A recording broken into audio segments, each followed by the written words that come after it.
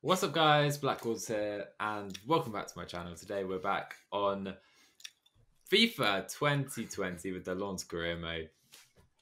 Thank you, my G. That was on FM. Hello all and welcome back to the Ascent Cycling Podcast for today's daily recap of the Tour de France, stage number 9 of this tour between Cluse and Tignes, 150 kilometers for the final Alpine stage. And what a stage we've had. Results-wise, it was mental. Weather-wise, probably one of the worst stages on this Tour de France. I would like to remind that it's July and some of the riders had to change clothes because they were freezing. So thanks, weather. But first, Joe, how are you? I'm excellent, thank you, Guillaume. I'm nice and dry in my house. Haven't been outside in the rain like every single rider at the Tour de France today. It was like you said, apocalyptic conditions. I'd say rain all day long from before the stage began until right all the way through the line. So really difficult day for everyone, and I think we saw that with quite a few riders out the time limit. That is very correct. A few riders out of the time limit. But out of that horrendous weather, out of that apocalyptic day, rose one man to the occasion. Ben O'Connor, the Australian from Age Desert Citroën La Mondiale, getting his win on the Tour de France. He had won previously on the Giro. He joins a nice bunch of riders like Michael Rogers, Caleb Ewan, Richie Porte and Simon Gerrans and others, as Aussies having won both on the Italian Grand Tour and the French one. Unbelievable win today in Tignes and quite the day for the Aussie. Really was. And it was a funny day, wasn't it? Because we had about 40 riders in the breakaway at first, massive breakaway, quickly broke off on the second climb, before the second climb even. And that was the break that went to the line. I thought some of that group might come back, but no, it was Nairo Man, Sergio Higuita we saw dominating the day. And like I said, Ben O'Connor as well. We saw Pools as well. He was trying to get some KOM points. He lost that jersey though to Nairo Quintana. But your pick, Guillaume, Nairo Man. For a while, it looked like it could be his day, or Sergio Higuita. But I must say, Ben O'Connor struggled in the descent. He just caught the two Colombians and passed them and dropped them. And in the end, I don't think I can remember seeing live such a big time gap between first and second at the Tour de France. He won by over 5 minutes to any other rider. It was a dominant performance, and yeah, in the downhill portions, he would always get dropped, especially in the Col de Roseland. He's lost more than 40 seconds to the two Colombians who, at the time, looked like the strongest two riders as well, and they even helped each other, getting themselves food, going back to their team cars. I mean, it was basically Colombia versus Ben O'Connor, but he was just the strongest in the mountain. I think Nairo played not the smartest of races. I think he definitely used a lot of energy going for the KOM points, and therefore missed out on a potential stage win. But yeah, unbelievable day for Ben O'Connor. 5 minutes ahead of P2, which is Matta Catano. And we have another Italian in P3 getting his best result so far in this Tour de France, Sonny Colbrelli. I don't believe that result. I just can't believe what I've seen. Did he get a train halfway along or a helicopter or something taking him to the top of a mountain? Because Sonny Colbrelli gaining big green jersey points as well at the finish line, up to third place in that competition now. What a day for him, out climbing all but two riders from that breakaway. Just a sublime performance from him, and one I don't think anyone would have predicted by any stretch at the beginning of the day. Oh, I don't think anyone did, no. I nearly picked him, but I went for Buchmann for P3. No, but on the real though, I'm quite sad though regarding the predictions because I did have Ben O'Connor in P2. So that really felt bad for me, but no, Colbrelli, unbelievable ride. And I believe wrapping up the top 5, I think is Guillaume Martin, who had a puncture when he wanted to attack. Sad day, but we'll see what Socrates and Aristotle can say about it for the French philosopher. And finally in P5, Franck Bonamour with yet another top 10 on this Tour de France. Very solid Tour de France from the rider from BNB. I don't think anyone expected anything from him at the start of this race, but he's proven to be quite a strong asset for the men in glass. Yeah, he really has. But anyway, Ben O'Connor not only winning the stage, for some time it looked like he may even go into the yellow jersey. However, not to be in the end. 2 minutes down on Pogacar, but he is now into second place, and he has over 3 minutes to Rigo Uran in third place. Ben O'Connor, for me, has to really be considered as one of the favourites right now to finish on the podium at the Tour de France. What do you think, Guillaume? Because entering the race, I thought he could probably get a top 10. Now with this massive boost from the breakaway, I feel like he can even go on to get that podium. All right, so I'm gonna be extremely honest. There is no proof of that because I made predictions with a few friends. I had said that Ben O'Connor would either finish in the top 10 or be KOM jersey of the Tour de France. And when the first 2-3 stages happened, my shout for top 10 was in my head gone because he's been extremely unlucky, and Age de as a whole was unlucky. But today, I back him to end up potentially on the podium of this Tour. He's a contender. He can climb. The man can climb. He'll have a team dedicated to him. A team sadly deprived of Nance Peters, who left the Tour de France this morning.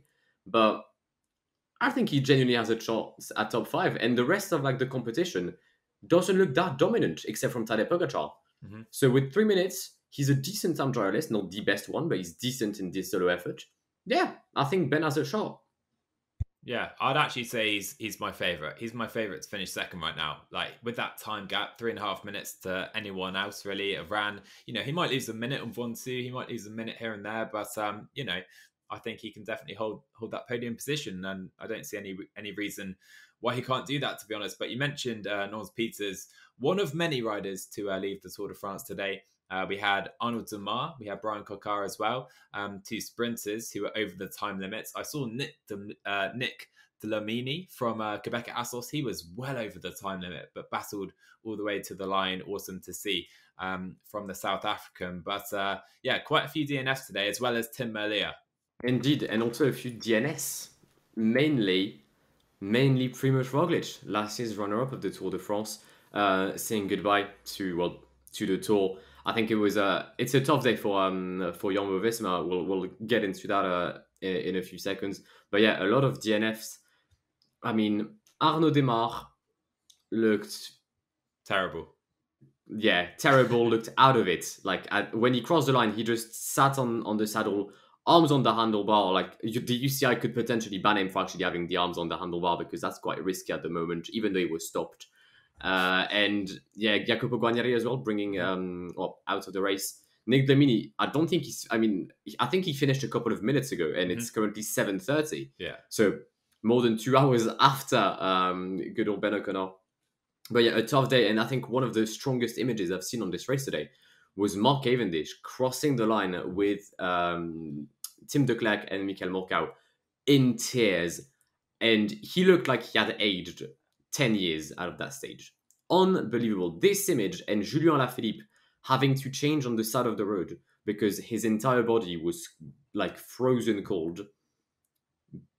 That just shows the length and the effort that the riders undergo during a race like the Tour de France. Yeah, today especially with the weather, just if you're not good in the cold, then today was a day just to come in the Gruppetto if you could and get in the time limit. And Mark Cavendish, like you said, I think just over a minute in that time limit. So he battles on, and quite a few riders were just inside that time limit as well. I think Greg van Avermaet, one of the riders, within just seconds of missing the time cut. So pretty brutal day for the Tour de France today, but not a brutal day for Tadej Pogacar and Ben O'Connor. Tadej again showing he is just toying with the rest of the GC contenders here. That moment when Carapaz attacked and Pogacar followed, he kind of just rolled off the front, and when he looked round, he just kind of thought, hang on, can these guys not even follow this? All right, I'll just press on then. It was almost laughable. It was almost laughable how much stronger he was in that moment and in that final climb.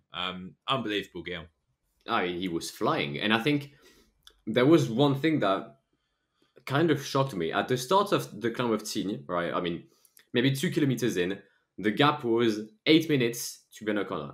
And this man is so strong. He's managed to make a lot of people doubt the chances of Ben O'Connor to win when the man had 8 minutes and 18 kilometers to go. Do you know how mental that is? To doubt, and it's Ben O'Connor. He's not Andre Greipel, right? It's not Jacopo Guarnieri. It's a man that can climb, and we got scared for him. And I think if UAE had kept on pacing, I think Tadej could have potentially come back on the Australian, However, UAE did try to let the Aussie go, maybe because they don't want to assume the weight of the yellow jersey in the next few days, which is why Ineos decided to pace and then to launch an attack through Richard Carapaz. Tadej followed, counter-attacked, looked behind, was like, oh, I've already got 10 seconds. Well, might as well carry on then. Losers for the day, though, GC-wise, David Gaudu and mainly Alexei Lutsenko, who started the day in P3 and is now in P8, having lost a minute today. But the gaps between between P3 and like P8 are still within a minute. Everything can still change. Jonas Vingegaard had at one point looked slightly weak, but he managed to come back. Will Kelman up, strong ride from him, despite losing a few seconds at the end. And Enric Mas, who crashed earlier in the day, finishing with the second best group, I guess, the first one being Tadej Pogacar.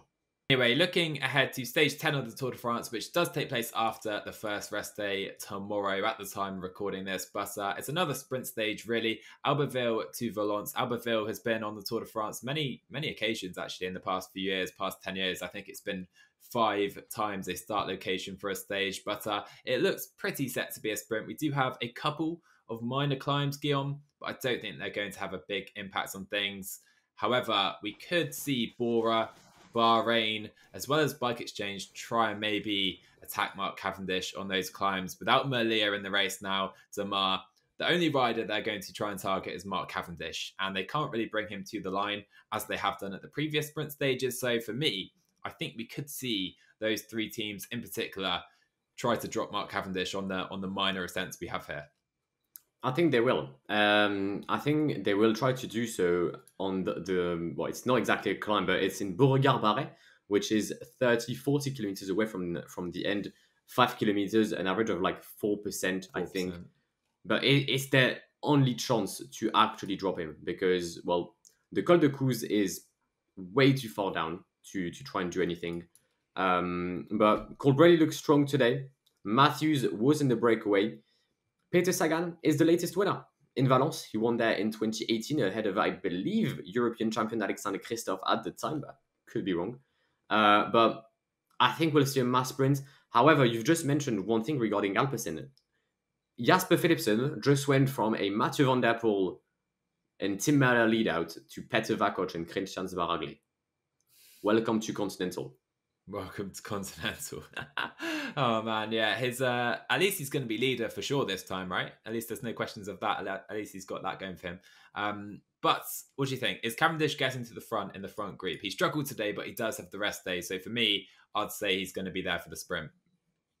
I think he will as well. I think one thing to know with Cavendish is that the man has the experience more than Colbrelli, more than Matthews, more than basically a lot of sprinters in this peloton. I think today and yesterday, he knew, going into the stage that he would lose time. He knew he would get dropped. So I don't think he used too much. I mean, he used enough to go through. And I think for stage 10, he knows that on paper he can make it. So I think in his mind, he's going to go into a mindset of like, even if I can't win the sprint, even if he comes second or third, it's still better than if he gets dropped. I did quickly look back at the stage 10 of the Giro this year, where we saw Sagan win that stage and him drop the likes of Nizzolo. I think Merlier was out the race by then, but Nizzolo was dropped there. That climb was, I think, a similar length, but it was 6% on average. So this one doesn't seem as difficult. So I think it's going to be more difficult for the teams to push out Cavendish. So yeah, Cavendish is going to be there in my opinion. Shall we jump into the predictions, Guillaume? I believe we should. 2 apiece at the moment. We were unsuccessful in the Alps, despite us both coming close with Quintana, O'Connor. We had my pick Woods yesterday, leading for a long time, but no cigar for us, no wins in the Alps. And I guess I'll kick things off. I'm going for a hat-trick, a Cav hat-trick. He's going to make it 33, and he's going to be 1 down on Eddie Merckx here. Okay. I don't know if I want to go for him, because I know he's the best sprinter on this tour, but first of all, I want to make it interesting, so I don't want to always pick what you pick. And also, I feel like the 2 Alpine stages might have had slightly too much of a toll on him so that he can win. I think he'll be there to compete, as I said, but I'm going to go for yet another back-to-back when it comes to locations. We had Mark Cavendish winning in Fougères, just like he had done before. We had Mark Cavendish winning in Châteauroux, just like he had done before. I think it's Peter Sagan's time. He crashed earlier in this race with Caleb Ewan, but I think Peter is winning in Valence. It's a nice shout. It's a nice shout. I like it a lot. But other riders, I thought Jasper Philipsen doesn't have the lead out anymore. But I think he'll be there for the sprint, and clearly he is quite quick. What do you think about Buani? Has he got a chance?